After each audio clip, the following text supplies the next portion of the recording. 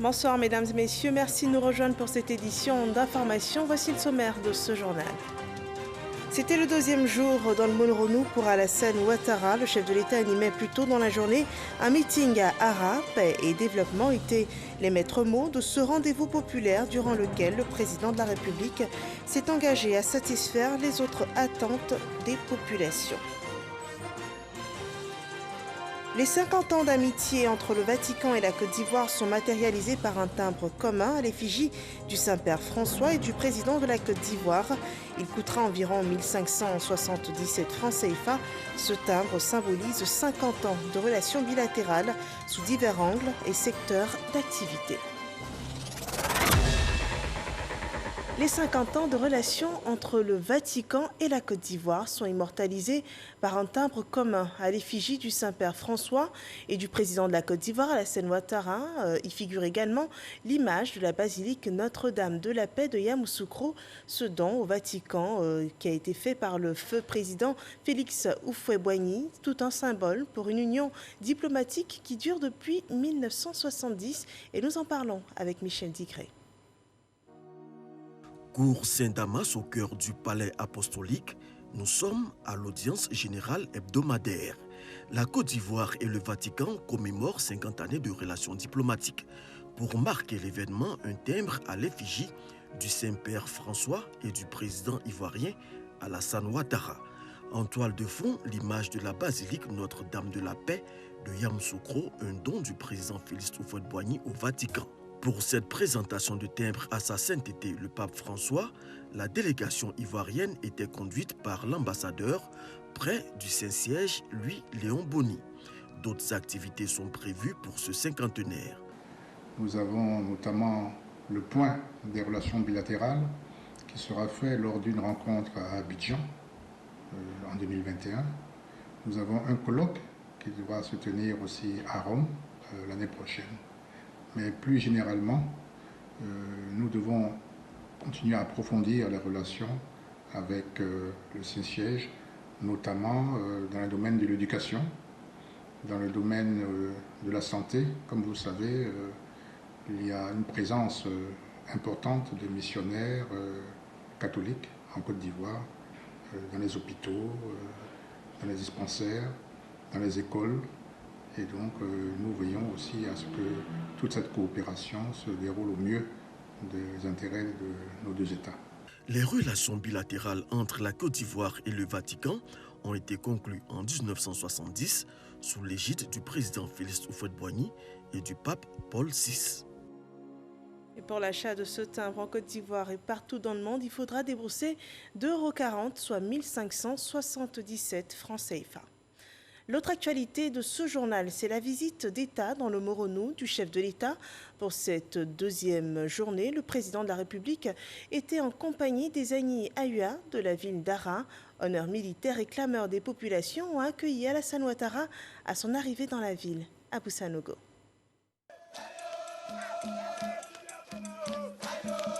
C'était l'effervescence ce jeudi matin à Ara, l'une des 3 préfectures de la région du Monoronou, qui reçoit pour la première fois de son histoire la visite d'un chef d'État en fonction. Ara a fait sa toilette pour accueillir le président de la République Alassane Ouattara. C'était l'ambiance partout dans la ville.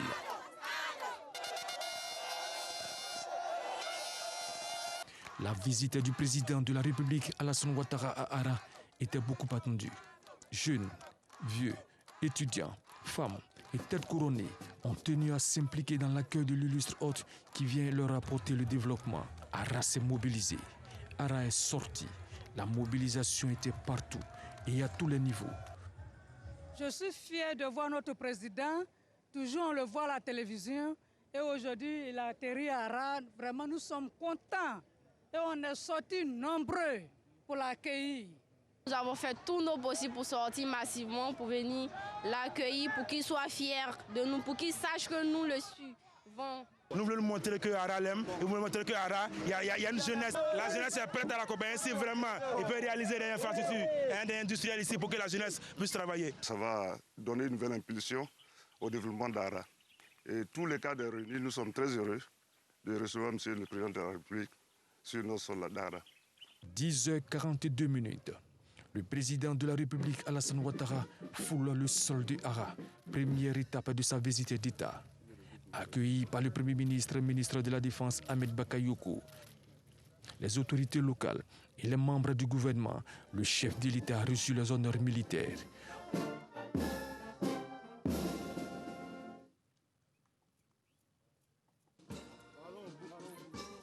Honneur militaire rendu par la musique de la gendarmerie nationale, le drapeau de l'État et sa garde, 2 pelotons de l'école de gendarmerie d'Abidjan, 3 sections du bataillon de sécurisation de l'Est, aux ordres du lieutenant-colonel Asseki Nazer, commandant second du BSE, le bataillon de sécurisation de l'Est.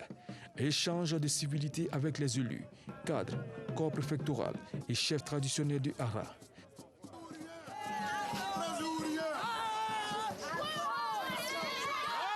Puis, le président de la République, Alassane Ouattara, a mis le cap sur les sites affectés au meeting dans une bonne ambiance. Grande mobilisation pour accueillir le chef de l'État à Ara, où il a tenu un grand meeting qui a officiellement ouvert cette visite d'État qu'il effectue dans la région du Morono. À cette grande rencontre, il a prôné le développement et la préservation de la paix. Jérôme Kofi Abola. Ara, pour parler du premier meeting animé ce jeudi par le président de la République, Alassane Ouattara, dans le cadre de sa visite d'État dans le Morono. Il est environ 12 heures quand le président de la République est accueilli sur la place préparée pour l'événement dans cette ville, l'une des plus cosmopolites de la Côte d'Ivoire, d'où son nom, Ara, signifiant « j'y suis, j'y reste ». Un accueil dans une effervescence incommensurable. Le chef de l'État ne résiste pas, il prend à son aise le bain de foule qui lui est dédié pour avoir compris l'affection que lui témoignent les populations rassemblées pour cet événement. Une affection qu'il doit non seulement à son amour pour son prochain, mais aussi et surtout à ses actions de développement pour la Côte d'Ivoire. Excellence, Monsieur le Président, le peuple aïois, debout avec révérence, vous dit merci. Nous, peuple Agni aïois, nous vous aimons. Depuis 2011, en effet, les actes concrets que vous avez posés dans notre quotidien nous rappellent sans cesse que vous nous portez dans votre esprit aussi bien que dans votre cœur. Nos yeux voient, notre bouche confesse. Vos actes parlent mieux et plus que les propos qui animent mon discours, car vos œuvres vous ont précédé à Ara. Excellence, Monsieur le Président de la République, c'est de la noblesse que d'apporter à ses parents le peu de bonheur qu'ils sont en droit d'espérer. Vous l'avez dit, vous l'avez fait. Vous êtes assurément un homme de parole, un homme d'actes et d'action. Excellence, Monsieur le Président de la République, je puisse vous dire qu'Ara, nous sommes fiers de vous et très admiratifs de votre bilan impressionnant dans le processus de modernisation pour l'émergence de notre pays. Merci d'incarner la reconstruction de la Côte d'Ivoire compétitive et dynamique. Merci encore plus d'offrir une saine appréciation du jeu politique dans nos régions pour le triomphe de la démocratie, de la culture, de la paix entre les filles et les fils de notre pays. Les valeurs du vivre ensemble que vous inculquez et qui se résument en 3 mots, à savoir solidarité, action et développement, renforcent notre conviction déjà acquise que vous représentez la véritable chance de la Côte d'Ivoire. Dans son message tant attendu, le président de la République dit être là à Ara comme partout où il passe en Côte d'Ivoire pour rassurer quant à sa détermination à tout mettre en œuvre pour l'épanouissement des Ivoiriens. J'avais hâte de venir vous voir. Je suis conscient que la région du Morono, qui a été prospère par le passé et qui a joué un rôle important dans le développement de notre pays, est malheureusement restée en léthargie durant de nombreuses années avant ma prise de fonction. Depuis 2011, nous avons redémarré de nombreux investissements dans les secteurs de l'électricité, de l'eau potable, de la santé, de l'éducation, de la salubrité, des infrastructures routières pour pouvoir rattraper quelque peu ces années perdues. À titre d'exemple, en ce qui concerne l'électrification, dans le département d'Ara, nous sommes passés de 56% de taux de couverture en 2011 à 83% à fin juin 2020. Voyez-vous, nous avons donc électrifié 5 villages de plus de 2011 à mi-2020. Il nous reste 3 villages à électrifier d'ici la fin de l'année et vous pouvez compter sur moi pour le faire. Je prends l'engagement que nous poursuivrons ces travaux et nous allons même les intensifier dans les mois et les années à venir. Toutefois, le chef de l'État ne manque pas de partager l'une de ses préoccupations avec ses hôtes s'agissant de l'élection présidentielle d'octobre prochain. Il sollicite leur contribution au maintien de la cohésion sociale en vue d'un scrutin apaisé pour une paix durable en Côte d'Ivoire. Chers parents d'Ara, évidemment, je suis venu vous parler de développement, mais je suis venu aussi vous parler de paix et de cohésion sociale. En effet, rien de ce que nous avons réalisé au cours de ces dernières années n'aurait été possible sans un climat de paix et de stabilité retrouvée. Le président Houphouët disait que la paix était la prunelle de ses yeux, la chose à laquelle il tenait le plus. Donc aidez-nous à préserver cette paix, à la consolider pour des décennies et des décennies. Voyez-vous, nous sommes à quelques semaines d'une échéance importante pour notre pays. Il s'agit de l'élection présidentielle du 31 octobre. Je voudrais donc vous exhorter à continuer de cultiver les valeurs de paix, de tolérance, d'union et de fraternité que le président Félix Houphouët-Boigny nous a léguées et de faire en sorte que la paix continue de régner dans notre beau pays. Le président de la République s'est par ailleurs félicité de cette rencontre avec la population d'Ara, indiquant être heureux d'avoir échangé avec elle dans toutes ses composantes. Et depuis 2 jours, le Moronou est en émoi. Les populations venues écouter le président de la République n'ont pas hésité à braver la pluie pour assister à ce meeting. Le témoignage de notre reporter Éric Corret. La pluie de ce matin n'a pas été un obstacle pour les populations d'Ara, gonflées à bloc pour voir le président de la République. Ces populations que vous apercevez n'ont pas eu de place dans l'enceinte du lieu aménagé pour la cérémonie. Mais elles sont restées debout pour le chef de l'État. Ni le soleil, encore moins la pluie, ne les feront reculer. Non, je suis là pour mon président.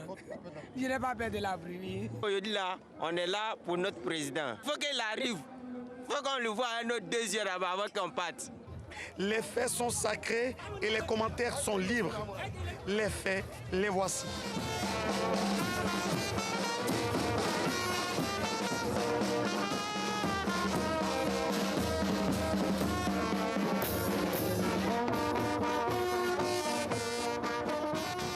C'est devenu quelque chose d'ordinaire et c'est le contraire qui aurait surpris. À chaque sortie du président Alassane Ouattara, c'est l'effervescence. Cette illustre personnalité impose respect et admiration. Que ce soit en tant que chef de parti politique ou président de la République, Alassane Ouattara harangue les foules. Oui, je l'aime beaucoup même. Pourquoi vous aimez le président? Je l'aime parce qu'il est réaliste. Il fait le développement de la Côte d'Ivoire. Nous sommes les témoins privilégiés de ces faits. Et l'histoire retiendra qu'un jeudi 10 septembre 2020, Alassane Ouattara a fait vibrer les populations d'Ara, localité située à plus de 200 km d'Abidjan. Nous sommes contents d'accueillir M. le Président de la République. Merci. Comme à son accoutumée, le président de tous les Ivoiriens est accueilli ici, en héros.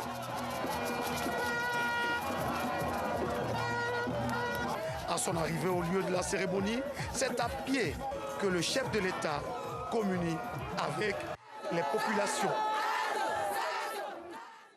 Et dans l'élément qui va suivre, Alexis Ouedraogo nous invite à revivre l'ambiance qui a prévalu ce jeudi à Ara.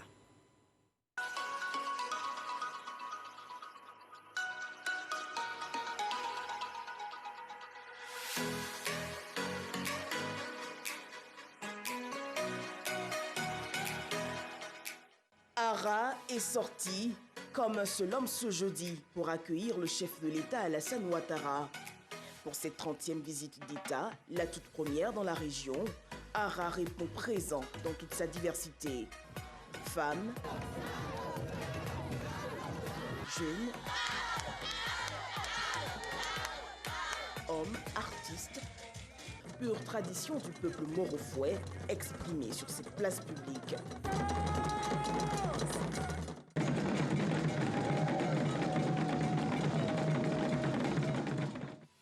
Et quand il arrive, Alassane Ouattara embrasse son peuple. Une communion longtemps attendue.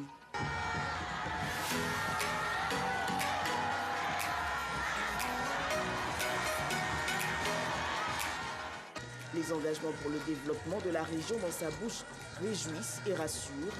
Les populations le scandent tout haut. Quand il le dit, il le fait. Et suivant à présent les réactions des élus, cadres et du peuple morofouet à l'issue de ce meeting. Depuis l'arrivée du président, il a eu un accueil chaleureux. Tout le monde est sorti. Aujourd'hui à Ara, mais voyez vous-même, il y a une population énorme pour accueillir le président. Ça veut dire quoi? Ça veut dire que d'une part, ils avaient envie de voir le président de la République. Et d'autre part, ils savent que le président de la République envoie le développement. J'ai reçu mon fils, je suis très contente. Il est venu nous apporter de bonnes nouvelles. Et je souhaite bonne chance au président de la République. Quand vous appelez quelqu'un, il faut le recevoir comme il se doit. Donc ça ne m'étonne pas que la population soit sortie. Nous avons travaillé dans ce sens. Donc c'est une satisfaction totale. La population l'attendait depuis longtemps. Il est venu parce qu'il avait promis.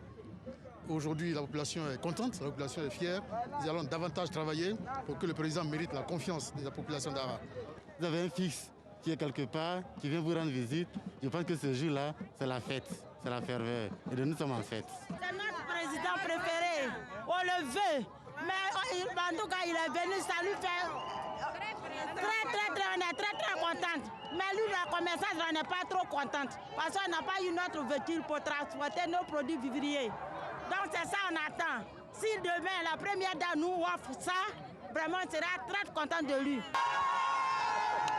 L'actualité du Moronou a enregistré aujourd'hui la mise sous tension du village d'Assikro.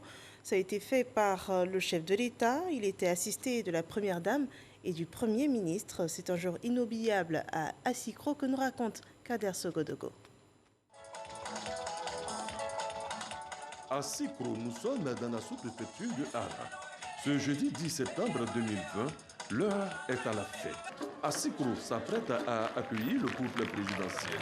Alassane Ouattara vient connecter le village au réseau électrique national. Vous savez, nous sommes actuellement sur la place de l'école. Donc nous avons une école qui est juste à côté. Donc vous voyez l'impact que l'électrification va avoir sur la formation de nos enfants.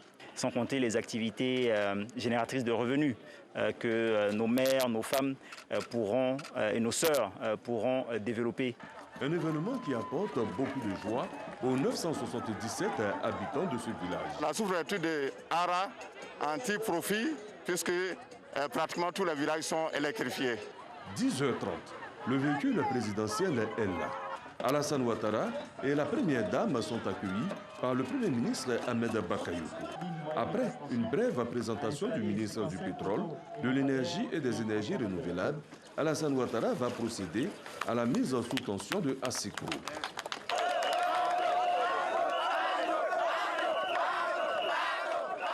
Ce chef de famille, lui, n'oubliera pas de sitôt cette journée. Première bonne nouvelle, C'est en compagnie du président de la République qu'il va mettre en marche son compteur électrique.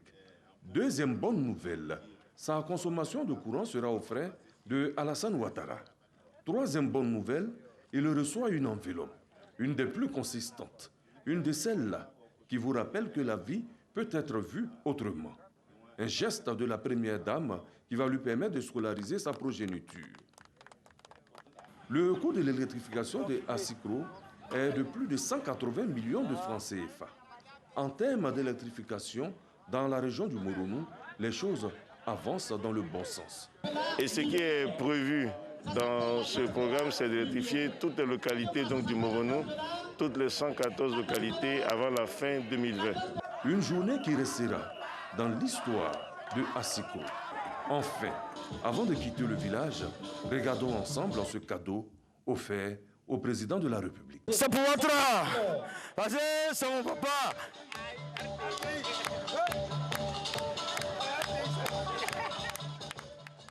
Voilà, c'était la joie ce jour à Assikro. Et à l'issue de cette opération dans ce village, le président de la République a reçu cet après-midi les élus, cadres et chefs traditionnels et religieux du Moronou. Alassane Ouattara s'est engagé à cette occasion à poursuivre les chantiers pour le développement de la région, tel que le souhaitent les populations. Et le chef de l'État a aussi rassuré de sa volonté à maintenir la paix et la cohésion sociale en Côte d'Ivoire et durant cette période électorale particulièrement. La lutte contre la pandémie de coronavirus s'invite dans cette visite d'État. Le ministre du Tourisme et des Loisirs, Siandou Fofana, a offert des kits sanitaires et sécuritaires aux hôteliers, restaurateurs et autres acteurs de l'écosystème de Bongouanou. Les opérateurs du secteur touristique sont déjà pris en compte par les différents fonds et appuis mis en œuvre, et des mécanismes de soutien additionnels à ce secteur sont annoncés pour limiter l'impact de la crise sanitaire. La phase 3 du projet Agir pour les jeunes a été lancée hier dans le Moronou.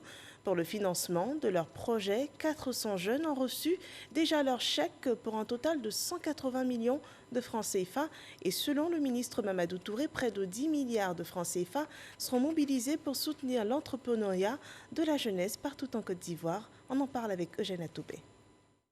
L'acte est une réponse aux attentes des jeunes du Moronou. Leur empressement à accueillir le président de la République en visite d'État dans cette région y trouve son explication. 400 jeunes issus des villages et sous-préfectures bénéficient de 180 millions de francs CFA pour le financement de divers projets.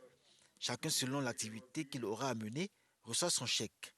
Comme en bénéficieront d'autres jeunes en Côte d'Ivoire, dans le cadre de la phase 3 du projet Agir pour les jeunes, projet lancé à Bongouanou à la faveur de la visite d'État du président Alassane Ouattara dans le Moronou. Je remercie le gouvernement d'avoir pensé à nous, les jeunes, pour que demain on soit autonome grâce à l'agence à emploi jeune. Je fais mon restaurant, en tout cas. Franchement, je vais travailler au fond. Je vais bien travailler pour pouvoir rembourser pour que les autres jeunes aussi puissent bénéficier d'Agir. Théophile Awandoli, inspecteur général d'État, exhorte les jeunes à faire preuve de courage pour le développement et la pérennité de leur activité. Le projet Agir pour les jeunes, une opportunité, indique le ministre Mamadou Touré. Ce projet, ajoute-t-il, donne à cette frange de la population les moyens de son autonomisation. Dans cette optique, 321 jeunes auparavant ont bénéficié d'un financement, ce qui porte la part allouée à la jeunesse du Moronou Agir 2 et Agir 3 cumulés à environ 317 460 000 CFA. En plus donc de ces 317 millions, c'est 20 800 000 francs CFA qui ont pu être distribués donc aux acteurs du secteur informel ici dans le Moronou. Ça, ce sont les perspectives au niveau du fonds d'appui au secteur informel qui n'a rien à voir avec les ressources donc, qui sont mises à la disposition des jeunes pour agir pour les jeunes. Outre le projet Agir pour les jeunes, la région du Moronou bénéficie du fonds d'appui aux acteurs du secteur informel FASI. 20 800 000 francs CFA y ont été distribués. C'est un des bénéfices que la région du Moronou inscrit au rang de ses nombreuses attentes. Et nous poursuivons avec l'agenda du chef de l'État. Il était hier à Bongouanou, aujourd'hui à Ara et demain il sera à Mbato. Cette localité essentiellement agricole sera le prochain arrêt du président de la République. Mbato, ce département du Moronou, a de fortes potentialités économiques. Là-bas, la politique agricole a besoin d'être boostée. Le reportage d'Hermaniamia.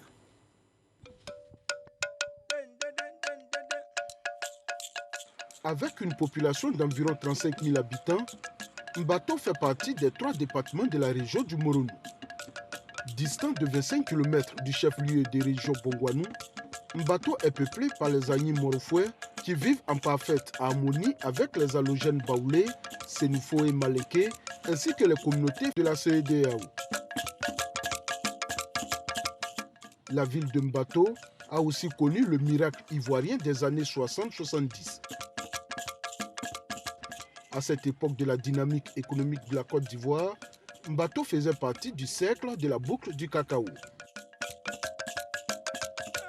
Région essentiellement agricole, outre le binôme café-cacao, on y produit également le palmier à huile et l'EVA.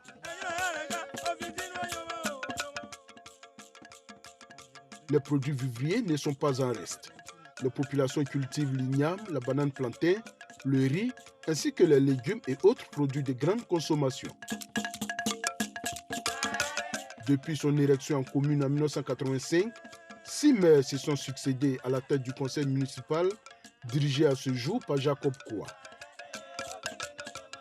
Voilà, Mbato accueille demain le président de la République. Il se rendra à Anoumaba et Tiémé-Lécro. Ce sont 2 préfectures de ce département. La venue du président de la République étant attendue que les populations promettent relever le défi de la mobilisation pour aller à la rencontre d'Alassane Ouattara. Eugène Atoubé.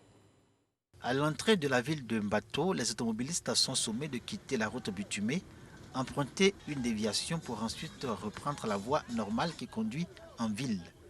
C'est en cet endroit qu'est dressé l'Arc de Triomphe. Le département de Mbato va accueillir le président de la République.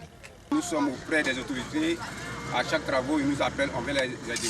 La jeunesse a besoin d'entreprendre, avoir un fonds, afin que la jeunesse puisse se prendre en charge. C'est la joie, parce que les populations attendaient cette visite d'État. Nous avons sillonné tous les petits hameaux pour donner l'information et pour les mobiliser, qu'il y aura foule sur le lieu du meeting.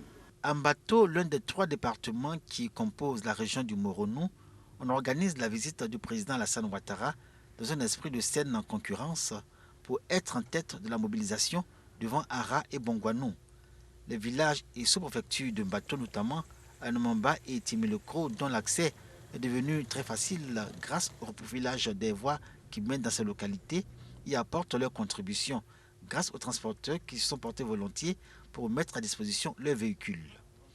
La route précède le développement, dit-on. Aussi, filles, fils et le cadre s'impliquent-ils profondément dans cette visite dans le Moronou du président Alassane Ouattara, objet de toute leur attention. Nous les femmes, nous travaillons beaucoup la terre, donc on a besoin des unités de transformation pour vendre en dehors même de la Côte d'Ivoire, que le président nous aide en nous ouvrant les routes de proximité pour qu'on puisse évacuer nos marchandises rapidement sur Abidjan, pour que les femmes de Mbato puissent se prendre en charge. Nous avons actuellement plus de 2000 personnes mobilisées pour aller à Mbato. Nous attendons surtout que nos problèmes de route soient résolus. Et parce que les transporteurs refusent de faire le trajet, les femmes qui ont les produits vivriers qu'elles produisent en grande quantité ont du mal à les écouler. Il en est de même donc pour les produits de rente. Et donc pour nous, cette visite-là, si elle peut permettre donc au président de la République de connaître nos réalités en matière de route en priorité, et c'est vraiment l'attente première de nos populations. Tiémé-Lécro et Anoumaba, 2 vieilles sous-préfectures gagnées par la léthargie et pourtant grenier du département de Mbato. Ces 2 localités s'emploient aujourd'hui à relever tous les défis qui se posent à elles. Ces défis nombreux du reste constituent le chapelet de besoins qui sera présenté au président de la République sur le ton consacré à la supplication.